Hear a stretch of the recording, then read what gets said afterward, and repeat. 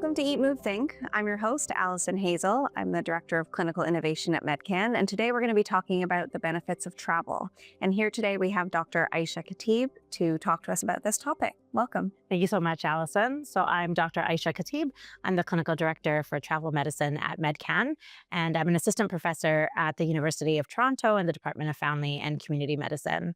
And I am specifically trained in travel and tropical medicine. I've trained all around the world, and this is an area that I absolutely love to educate and talk about because there are a lot of health benefits that come along with traveling. So, Aisha, what are we going to be talking about today? So we are going to be talking about some of the health benefits. In my job, I do a lot of risk assessment for travelers.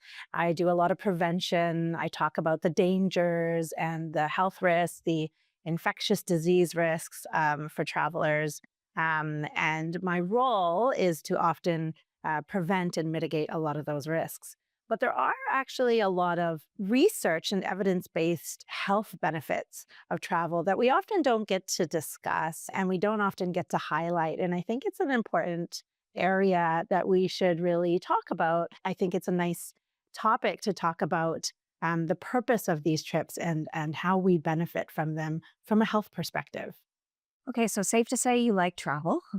I love to travel. I have had the opportunity to travel to 44 countries up until now. I try to match my age, but we won't say how old I am. Younger than that. But, just this year alone, I've been to Egypt, Dubai, Brazil, Copenhagen. I just got back from South Africa and Namibia. How about yourself? Did have the opportunity to do 3 weeks in Europe with the whole family this summer. We visited a country that none of us had been to before, so we were all experiencing something for the first time, and that was a really wonderful kind of bonding experience.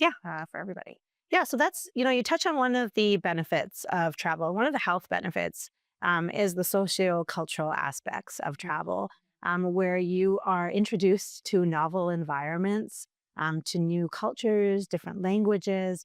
And that actually, you don't realize it, but you're actually developing new neural formations in the brain. You're creating memories, you're creating synapses, and you're actually also increasing these nostalgic feelings you talk about, but you kind of get this prolonged sense of boost in your serotonin and dopamine, your happiness levels that actually stay onwards. And you also are forming these connections, and you talk about bonds with your kids.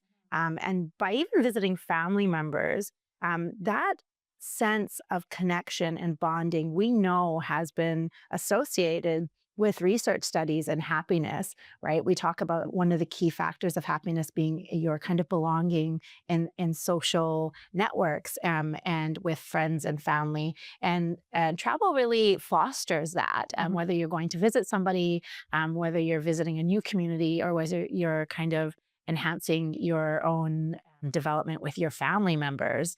All of those are benefits that actually can reduce your stress levels and have like physical benefits that can actually even reduce your stress levels and prevent you from aging, actually. Oh, wow. Yeah, no, I mean, I feel like I experienced that. That all makes sense. You were in Europe, so I'm assuming you were probably walking a lot as well. Walked a lot. Yeah, a lot of stairs, a lot of hills, a lot of walking. Right. And do you walk that much here when you're in Toronto? Really not. Yeah. Right. So that's another aspect where we see the benefits of travel is the physical activity levels tend to go up. I usually like to call it to look at the NEAT. The NEAT is the non-exercise activity thermogenesis that we see in our day-to-day activity where we promote people moving, taking the stairs, parking further away in the parking lot. So you get those extra steps in. So non-exercise induced, but it increases the calories burned. And you see this with travel, right? You're carrying your luggage, you've got kids on one side, you're rushing through airports, you're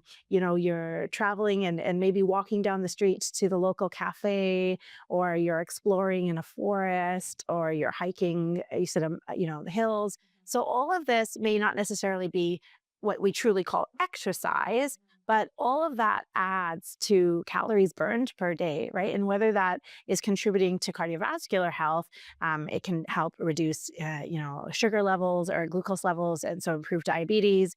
We see benefits in lower cholesterol. We see benefits even in things like osteoporosis Hmm. and arthritis benefits from just moving. And that in itself will be benefit. There doesn't need to be a certain threshold or cutoff for that. Does it matter at all what type of travel you do or where you go? So thinking about an all-inclusive resort in Mexico versus a European vacation or somewhere like South Africa, like is there difference in benefits based on where you go? For sure, there'll be difference in benefits. And I think one of the aspects that you kind of need to look at is what is your purpose for travel? Are you going for relaxation? Are you going for a new experience to learn a different culture, to learn about different foods or people? Are you going, for a challenge? Like, are you going to climb a mountain? Or are you going for a long hike or to sail around the world, So I think there are different aspects that come into play that may be varied depending on the type of travel, but there's still going to be benefit derived from anywhere you go, right? There will be physical benefits of health. There will be, depending on the type of travel that you're doing, most people are looking at vacation or some sort of stress reduction. So even a change of environment and moving yourself from maybe the stressors, your daily stressors of work and whatnot, can help reduce your cortisol levels. And we know that cortisol, for example, definitely increases the stress and the chronic aging. It accelerates that. So we know if you can, go for a yoga retreat or go to a resort and lie on a beach, that your stress levels are going to be reduced, and there's going to be benefit from that from the physical side as well as, the stress reduction side of it, the mental side. There's also this idea that any type of travel can enhance your cognitive function, Mm. right? Because anytime you move yourself out of your regular and comfortable environment and introduce yourself to a new environment where you have different temperature, you may have a different culture, a different language, you haven't been there before. So now you have to adapt, Mhm. right? And that adaptation takes place at different levels. There's this level of problem solving Mhm. that needs to be done wherever you go, whether that's to a resort. Which bus am I taking? Which hotel am I going to? Mhm. Is my data going to work here? All of that is a problem solving adaptation, and this navigation actually increases your cognitive ability. And we know that when you're kind of using your brain and you're engaging your brain in these problem solving, it's actually protective. It's protective against things like dementia. It slows down aging. It enhances your cognitive ability and focus, and over time, increasing that resilience for your brain and for that development, even for your children, for example, Mhm. right? Like those new environments and those new experiences will help develop those synapses, will help develop that cognitive neural connections that actually will enhance their ability to understand more later. So there's that aspect of it as well. And then there's also nature, and being in nature and connecting to nature is a whole different level of benefit that we should talk about. Mhm. Good sort of segue into the idea of forest bathing, which I feel like we're hearing more and more about. Can you talk a little bit about what that is and what the benefits are? Yeah. So forest bathing is a concept that actually developed back in the 80s from the Ministry of Forestry in Japan, actually. And so this concept called Shinrin Yoku, which literally means forest bathing or kind of going into the forest for therapy. So it's this idea of promoting a connection to nature, basically going into an area where you are connecting with the forest and the nature, but what you're really doing is slowing down your mind. You're being more mindful. There's sensory stimulation of what's naturally found in your environment. You may be breathing better and maybe doing some meditative processes. All of these actually have benefit in regards to the physical health as well as your mental health. When you are in the forest, there have been studies shown that you've got regulation of your autonomic nervous system that automatically happens when you're in that environment. And your parasympathetic nervous system tends to take over more. And that actually tends to decrease your blood pressure, decrease your heart rate, and all of these can actually decrease the stresses that you may feel. So there is something that's emitted by trees and plants called phytoncides. So these are actually volatile organic compounds that trees actually use and plants use to protect themselves. So they're these almost wood essential oils that are antimicrobial in nature and antioxidative in nature. And so these actually decrease the risk of infection and what in trees. Now, this, when you go into an area of a forest, for example, that's in the air in large concentrations, and you're breathing in these phytoncides. And they actually have this antioxidant and immune boosting effect on humans, which is really interesting. There's been studies done on this where it actually targets your immune system and something called natural killer cells, which sounds very aggressive, but it's part of your immune system that helps boost your immune memory and actually can help fight off viruses. And it can also fight against free radicals, which are, we know, implicated in cancer. So it actually has this almost decreasing the risk of cancer and preventative cancer therapy associated with it. When you're immersed in these environments, these phytoncides actually have a lot of chemical properties that impact us. For example, they actually dilate our blood vessels, which contribute to decreasing our blood pressure and actually may help us in the long term with cardiovascular health. What's fascinating about this, these studies that were done with forest bathing, and when I talk about forest bathing, you don't need to go like get naked in the forest, right? Like, I mean, there are options available in some places where people do that. It's part of the meditative process. But hiking is considered hiking in a forest. Absolutely. It's just Forest bathing. being in that environment. You're not necessarily going and having a bath in the forest. It's just being in that environment where you've taken away all those external stimuli and you're really focusing kind of on that mindfulness of being there in that presence and enjoying the scents and the color. The color green has a calming effect on us. In one of the studies, it's very interesting that they showed that the benefit from that exposure to those phytoncides in forest bathing, it's actually extended. So those natural killer cells, for example, they studied to see how long they lasted. And in somebody that had done a 3-day stint in the forest, there was benefit up to 1 month out in regards to forest exposure. The other thing about nature, which I really love, is that there's actually been studies done on happiness.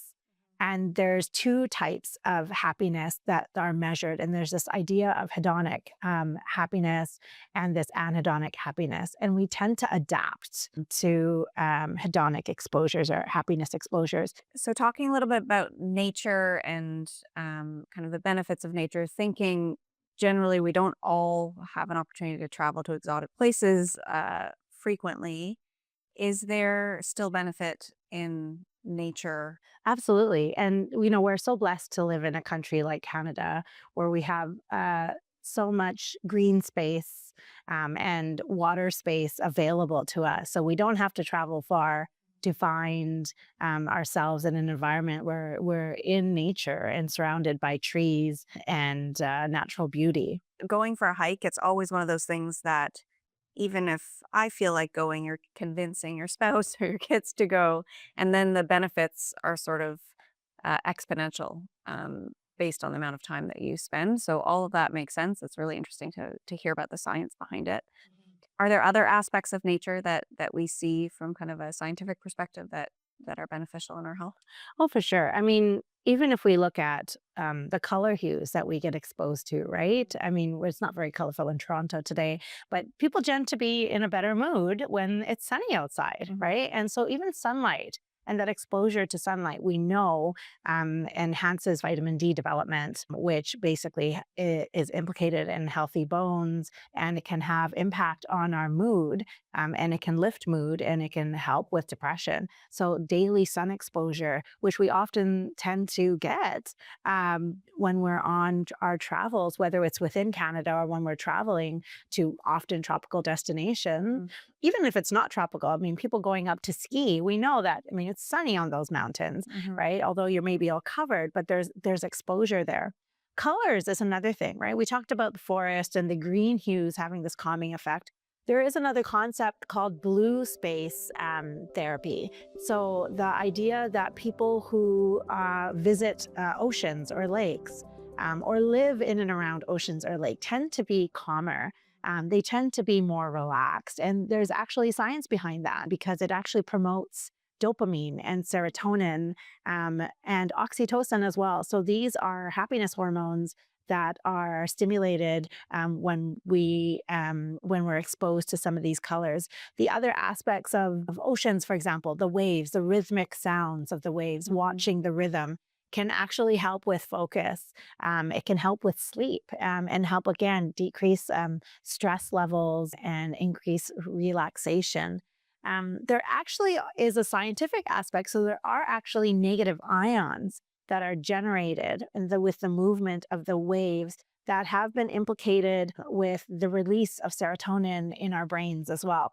So, I mean, there's a lot that we may not understand, but there is something to it, right? Like going to the beach and just sitting there and watching the water. I mean, no one will say that that stresses them out unless they're completely terrified of of swimming, perhaps, right? But even then, there's also the skin benefits, right? Yeah. So, for example, I mean, I always say when I'm going to the beach, I'm going to a spa day because you get some exfoliation on the skin. Your skin feels amazing afterwards. But there's benefit for people who may have health issues, for example, psoriasis and eczema may benefit from some of that saltwater exposure. This is really you're convincing me that I'm ready to book my next trip.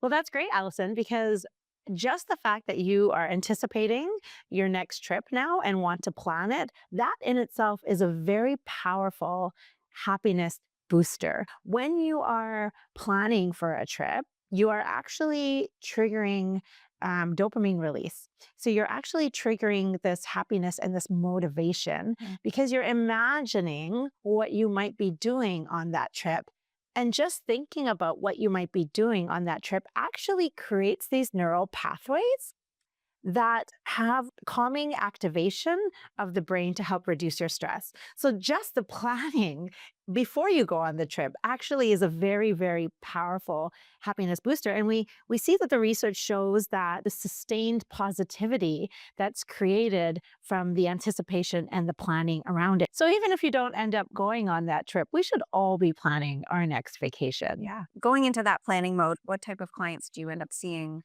coming to speak to you in preparation for trips? Yeah, I love doing my travel medicine consultations because, I feel like I get to get people excited, so I maximize that anticipation and I help them empower them to maximize that anticipation. So, what do we talk about? We talk about planning in detail, really, increasing the research that you're doing around it, learning about where you're going, learning about maybe the culture and the destination. All of that actually can have cognitive impact that can benefit your health and that feeling of well-being. Count down. Like I tell people, like, you're going in this many days or weeks, depending on when they're leaving. Share that excitement. I'd like to, when people come in to see me, I show them photos of where I've been if they're going to the same destination. And it really reinforces that positive impact and helps them visualize it. On the other side of it, there are definitely risks associated with travel. And we want to ensure that when you go to travel somewhere, that you are also healthy and that you maintain that health throughout your trip so you can really maximize those health benefits that can prolong. So that's what I do in my travel consultations. I look at your health, your baseline health. I look at potential risks that may be exposed to you in whether it's environment or infectious diseases. And we talk about ways to mitigate that risk. So we talk about certain medications that may help to decrease certain exposures for against malaria. For example, if you're traveling to Africa, for example, we talk about different vaccine preventable diseases, everything from influenza to rabies to hepatitis to typhoid. And we really go into the depths of prevention in regards to certain behaviors and exposures that you may have to ensure that you really get the most out of your trip. It's like a full service consult.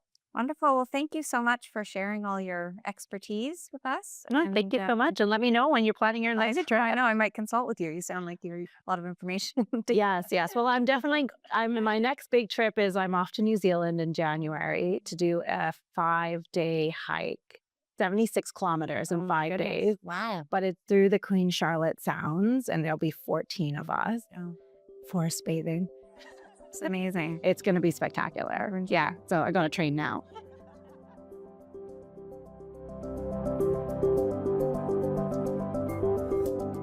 This podcast episode is intended to provide general information about health and wellness only and is not designed or intended to constitute or be used as a substitute for medical advice, treatment, or diagnosis. You should always talk to your Medcan healthcare provider for individual medical advice, diagnosis, and treatment, including your specific health and wellness needs. This podcast is based on the information available at the time of preparation and is only accurate and current as of that date. Source information and recommendations are subject to change based on scientific evidence as it evolves over time. Medcan is not responsible for future changes or updates to the information and recommendations and assumes no obligation to update based on future developments. Reference to or mention of specific treatments or therapies does not constitute or imply a recommendation for endorsement. The links provided within the associated document are to assist the reader with any specific information highlighted. Any third-party links are not endorsed by Medcan.